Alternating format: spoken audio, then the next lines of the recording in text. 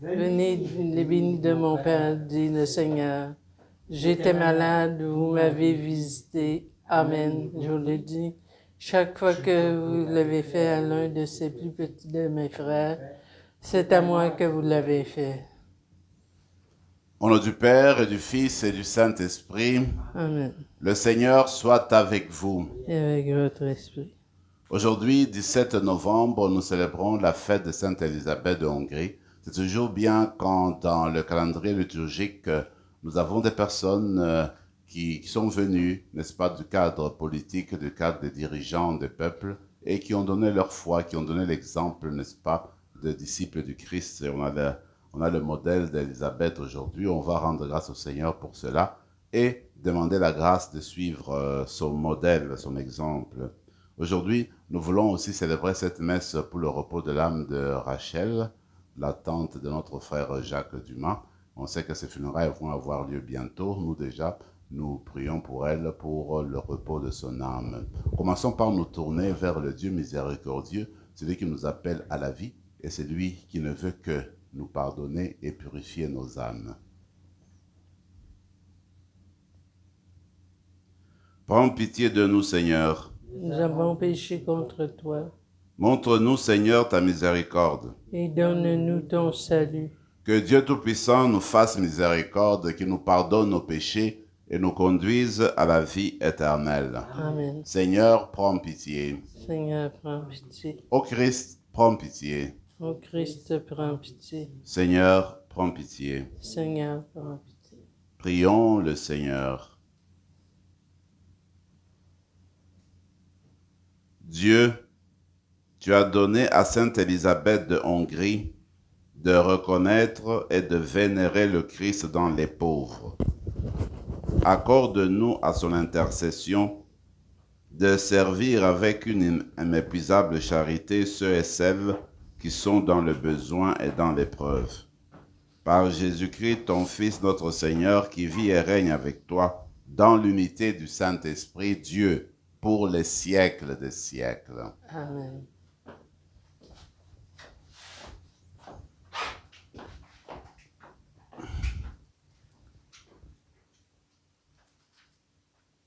De l'Apocalypse de Saint Jean. Moi, Jean, j'ai vu, dans la main droite de celui qui siège sur le trône, un livre en forme de rouleau, écrit au-dedans et à l'extérieur, scellé de 7 sceaux. Puis j'ai vu un ange plein de force, qui proclamait d'une voix puissante, « Qui donc est digne d'ouvrir le livre et d'en briser les sceaux? » Mais personne au ciel, sur terre ou sous la terre ne pouvait ouvrir le livre et regarder. Je pleurais beaucoup parce que personne n'avait été trouvé digne d'ouvrir le livre et de regarder. Mais l'un des anciens me dit, « Ne pleure pas, voilà qu'il a remporté la victoire, le lion de la tribu de Juda, le rejeton de David. Il ouvrira le livre aux 7 sceaux. » Et j'ai vu, entre le trône, les 4 vivants et les anciens, un agneau debout comme égorgé. Ses cornes étaient au nombre de 7, ainsi que ses yeux, qui sont les 7 esprits de Dieu envoyés sur toute la terre. Il s'avança et prit le livre dans la main droite de celui qui siégeait sur le trône. Quand l'agneau eut pris le livre, les 4 vivants et les 24 anciens se jetèrent à ses pieds. Ils tenaient chacun une cithare et des coupes d'or pleines de parfums qui sont les prières des saints. Ils chantaient ce cantique nouveau. « Tu es digne de prendre le livre et d'en ouvrir les sceaux, car tu fus immolé, rachetant pour Dieu par ton sang des gens de toutes tribus, langues, peuples et nations. Pour notre Dieu, tu en as fait un royaume et des prêtres. Ils règneront sur la terre. » Parole du Seigneur. Nous rendons grâce à Dieu.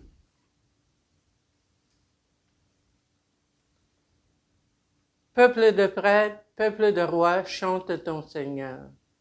Peuple de prêtres, peuple de rois, chante ton Seigneur. Chantez au Seigneur un chant nouveau. Louez-le dans l'assemblée de ses fidèles.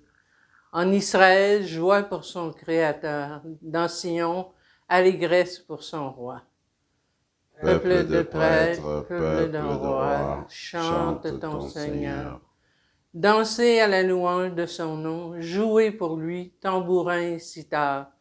Car le Seigneur aime son peuple, il donne aux humbles l'éclat de la victoire.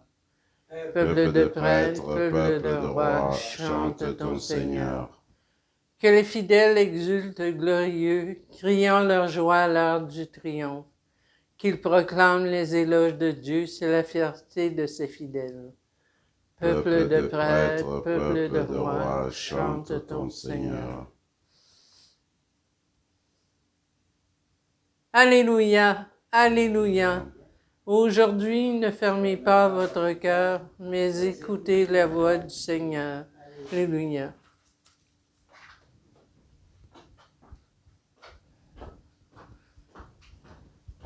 Le Seigneur soit avec vous. Et votre esprit. Évangile de Jésus-Christ selon saint Luc. Gloire à toi, Seigneur. En ce temps-là, lorsque Jésus fut près de Jérusalem, voyant la ville, il pleura sur elle en disant, « Ah, si toi aussi tu avais reconnu ce jour, ce qui donne la paix. Mais maintenant, cela est resté caché à tes yeux. Oui, viendront pour toi des jours où tes ennemis construiront des ouvrages de siège contre toi, t'encercleront et te presseront de tous côtés. Ils t'anéantiront, toi et tes enfants qui sont chez toi, et ils ne laisseront pas chez toi pierre sur pierre, parce que tu n'as pas reconnu le moment où Dieu te visitait. » Acclamons la parole de Dieu. Louange à toi, Seigneur Jésus.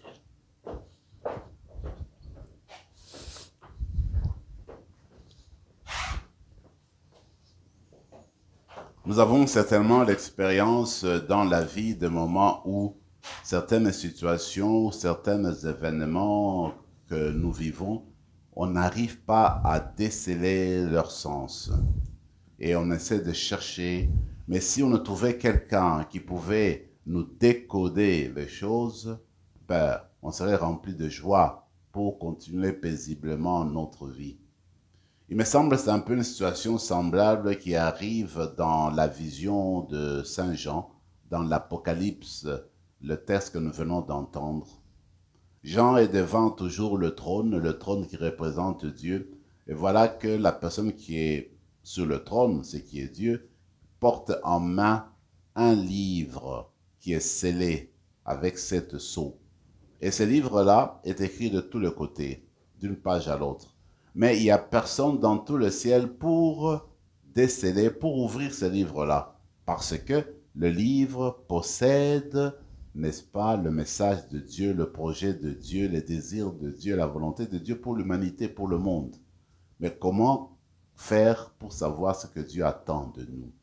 Il faut ouvrir le livre. Mais qui en est digne? Personne dans tout le ciel. C'est ainsi qu'on aperçoit un agneau qui représente le Christ évidemment et qui approche, lui seul, est capable d'ouvrir le livre. Il ouvre le livre, alors à ce moment-là, on peut décoder le livre, connaître la volonté de Dieu, le message de Dieu. Comme pour dire, Jésus-Christ qui est venu sur la terre est venu nous apporter le message de Dieu. C'est lui l'interprète de Dieu. Il est la parole vivante de Dieu. C'est lui qui révèle le visage de Dieu. C'est lui qui nous trace la route qui conduit vers Dieu. Alors nous autres, en fait, notre vocation, notre attitude doit être celle d'accueillir le Christ, d'accueillir son message et d'apprendre à partager ce message-là avec les autres. parce que lui, le Christ, nous décode le message, il nous donne l'interprétation, il nous dit quelle orientation, quelle voie prendre dans notre vie pour justement répondre aux attentes de Dieu, pour répondre au projet de Dieu. Sans la présence du Christ, nous ne pouvons pas trouver la voie, la vraie voie qui conduit au vrai Dieu.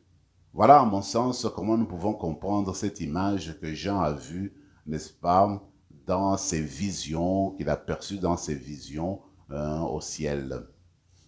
Il me semble que dans l'évangile d'aujourd'hui, c'est pratiquement le prolongement de cela. Jésus a été à Jérusalem, il a prêché durant sa vie, il a essayé de décoder le message de Dieu, il a ouvert le livre à tout le peuple d'Israël, il a présenté le projet de Dieu, mais il y a toujours la liberté humaine, il y a toujours l'accueil.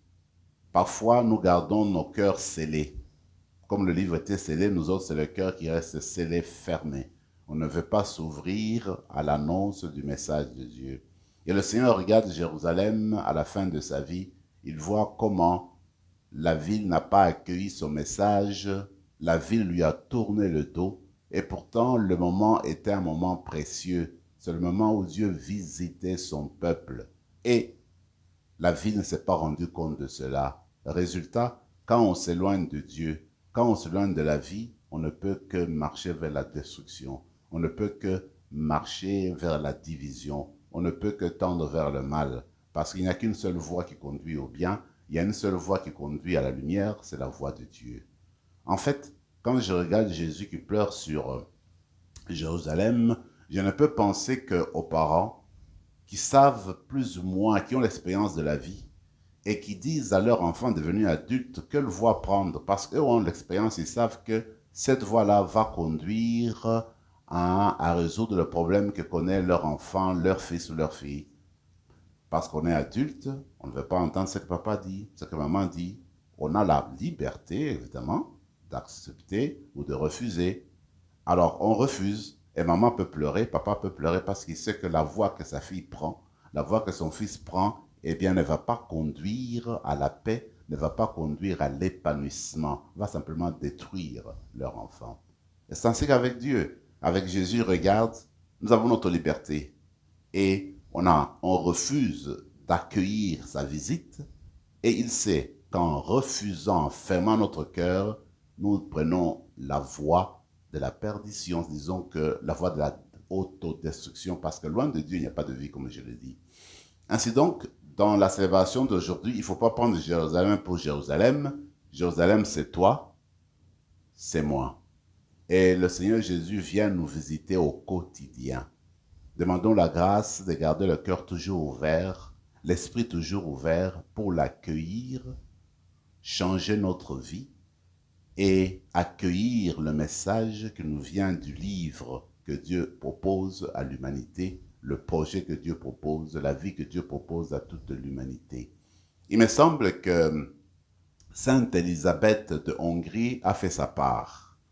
Dans sa jeunesse, comme on le sait, elle est devenue veuve très jeune, avec 3 enfants, et voilà que, parce que déjà avec son mari, elle avait commencé à suivre l'indication, la voie franciscaine. Hein. Et avec l'enseignement de Saint François d'Assise, avec l'évangélisation, l'interprétation de la parole de Dieu venant des franciscains, elle a compris qu'il fallait rester fidèle au Christ. Elle a compris qu'elle devait se donner entièrement aux plus pauvres, aux malades, partager ses biens pour le bien des autres, pour la santé des personnes qui l'entourent, pour l'amour des pauvres. Il me semble qu'elle est aussi notre modèle aujourd'hui. Une manière d'accueillir Jésus en nous, une manière d'ouvrir le livre avec l'aide de Jésus et d'interpréter le projet de Dieu, c'est de faire attention aux autres, aux déshérités, aux plus pauvres, aux malades, aux personnes dans le besoin, comme l'a fait le Christ. Et Élisabeth nous montre cette voie-là aujourd'hui. Continuons notre célébration en demandant cette grâce-là spéciale aujourd'hui d'être attentif et de reconnaître la visite de Dieu, la visite de Jésus aujourd'hui à chaque instant dans la journée d'aujourd'hui est de ne pas lui tourner le dos, mais de l'accueillir pour vivre une transformation en vue d'un monde meilleur, en vue, n'est-ce pas, de rester ses témoins éloquents. Amen.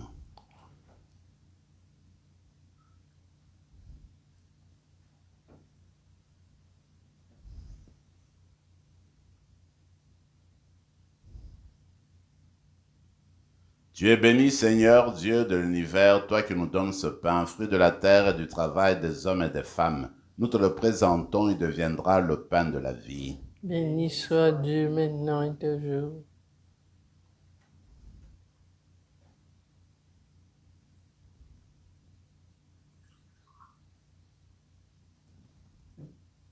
Comme cet os se met le vin pour le sacrement de l'Alliance, puis je m'étonne à la divinité de celui qui a pris notre humanité. Tu es béni, Seigneur, Dieu de l'univers, toi qui nous donnes ce vin, fruit de la vigne et du travail des hommes et des femmes. Nous te le présentons, il deviendra le vin du royaume éternel. Béni soit Dieu maintenant et toujours. Humbles et pauvres, nous te supplions, Seigneur, accueille-nous, que notre sacrifice en ce jour trouve grâce devant toi. Lave-nous de nos fautes, Seigneur, purifie-nous de nos péchés. Prions ensemble, mes frères et mes sœurs, au moment d'offrir le sacrifice de toute l'Église. Pour la gloire de Dieu et le salut du monde. Accueille, Seigneur, les dons offerts par ton peuple, et puisque nous rappelons l'œuvre d'amour infini accomplie par ton Fils, donne-nous, à l'exemple de Sainte Élisabeth de Hongrie, d'être affermis dans notre amour pour toi et pour le prochain, par le Christ notre Seigneur. Le Seigneur soit avec vous. Et avec votre esprit, Élevons notre cœur. nous le tournons vers le Seigneur. Rendons grâce au Seigneur notre Dieu. Cela est juste et bon. Vraiment, il est juste et bon, pour ta gloire et notre salut, de t'offrir notre action de grâce toujours et en tout lieu. Seigneur, Père très saint, Dieu éternel et tout-puissant par le Christ notre Seigneur. Tu ne cesses de fortifier ton Église et tu lui donnes une fécondité nouvelle par la foi admirable dont témoignent les saints. Tu nous présentes en eux des signes très sûrs de ton amour. Et pour que s'accomplissent les mystères du salut, le rayonnement de leur exemple nous stimule, et leur intercession fervente nous assure un appui. C'est pourquoi, avec les anges et tous les saints, nous te louons, Seigneur, et nous exaltons de joie en proclamant. Saint, Saint, Saint, le Seigneur Dieu de l'univers, le ciel et la terre sont remplis de ta gloire. Hosanna au plus haut des cieux. Béni soit celui qui vient au nom du Seigneur. Hosanna au plus haut des cieux. Tu es vraiment saint, Dieu de l'univers, et il est juste que toute la création proclame ta louange, car c'est toi qui donnes la vie, c'est toi qui sanctifies toutes choses par ton Fils Jésus-Christ notre Seigneur, avec la puissance de l'Esprit Saint. Et tu ne cesses de rassembler ton peuple, afin que du levant au couchant du soleil, une offrande pure soit présentée à ton nom. C'est pourquoi nous te supplions, Seigneur, de consacrer toi-même les offrandes que nous apportons. Sanctifie-les par ton esprit pour qu'elles deviennent le corps et le sang de ton Fils Jésus-Christ notre Seigneur, qui nous a dit de célébrer ce mystère. La nuit même où il fut livré, il prit le pain. En te rendant grâce, il dit la bénédiction, il rompit le pain et le donna à ses disciples en disant, « Prenez et mangez-en tous, ceci est mon corps livré pour vous. »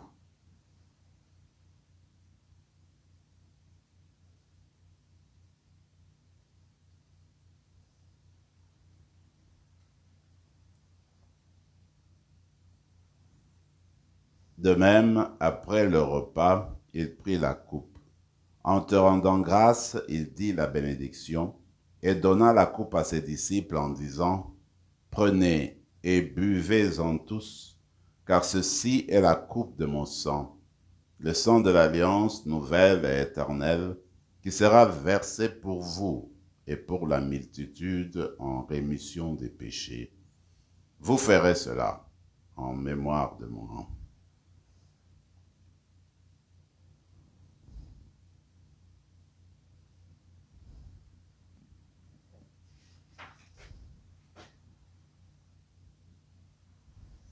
Acclamons le mystère de la foi. Vengeance pain et vivant, nous rassemblerons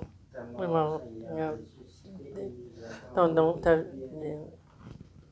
En faisant ainsi mémoire de ton Fils, de sa passion qui nous sauve, de sa glorieuse résurrection et de son ascension dans le ciel, alors que nous attendons son dernier avènement, nous t'offrons, Seigneur, en action de grâce, ce sacrifice vivant et saint.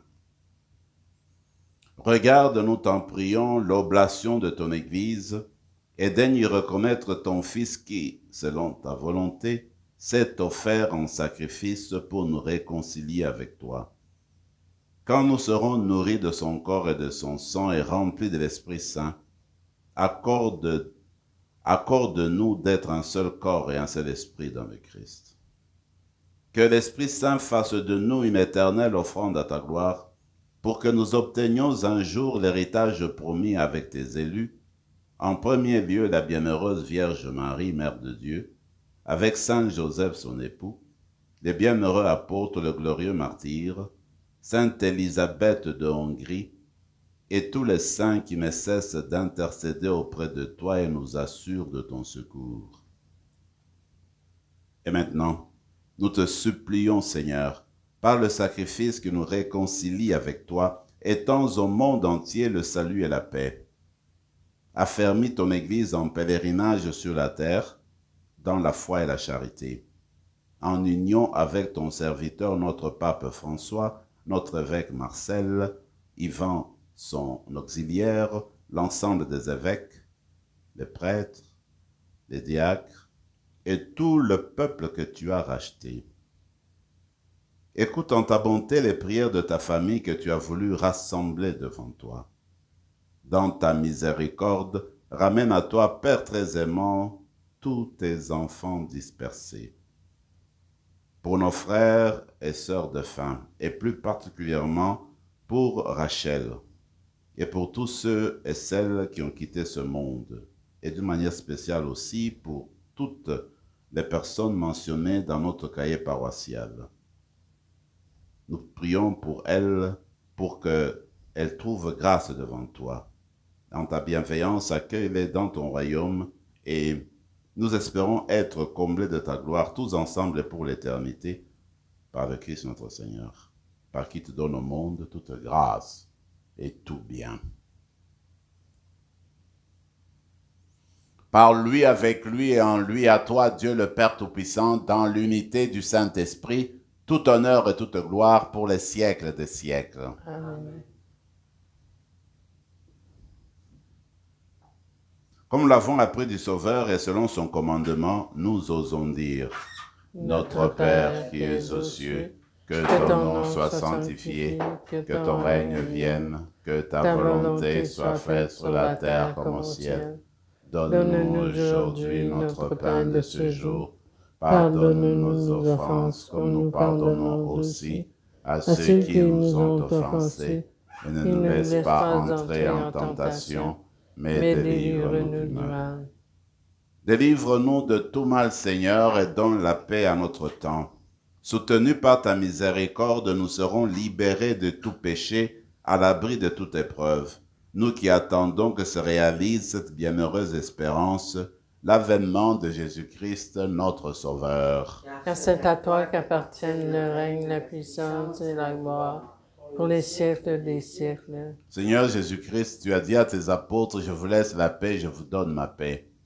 Ne regarde pas nos péchés, mais la foi de ton Église, pour que ta volonté s'accomplisse, donne-lui toujours cette paix et conduis-la vers l'unité parfaite, toi qui vis et règnes pour les siècles des siècles. Amen. Que la paix du Seigneur soit toujours avec vous. Et avec votre esprit, Agneau de Dieu, qui enlève le péché du monde, prends pitié de nous. que le corps Agneau de Dieu qui enlève le péché du monde, prends pitié de de nous. vie éternelle. Agneau de Dieu qui enlève le péché du monde, donne-nous la paix.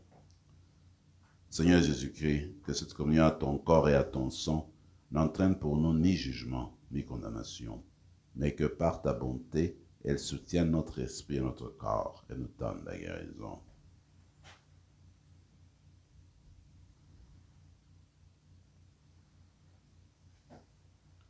Voici notre Sauveur, il est l'agneau de Dieu, celui qui enlève les péchés du monde. Heureux les invités au repas des noces de l'agneau.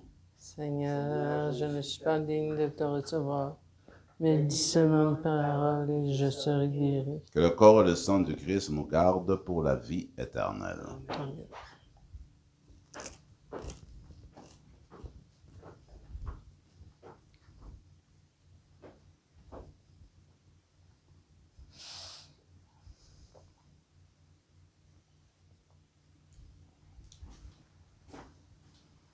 Corps du Christ, Amen. le corps du Christ.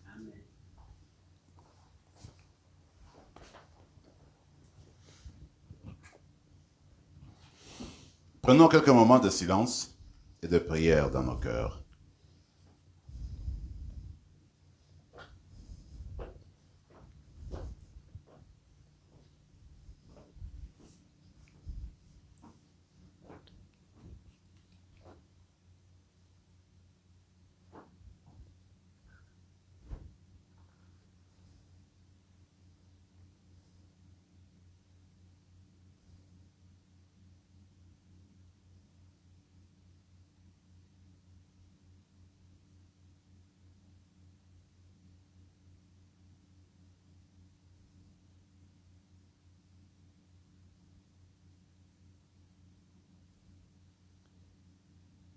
Il n'y a pas de plus grand amour que de donner sa vie pour te donner le Seigneur.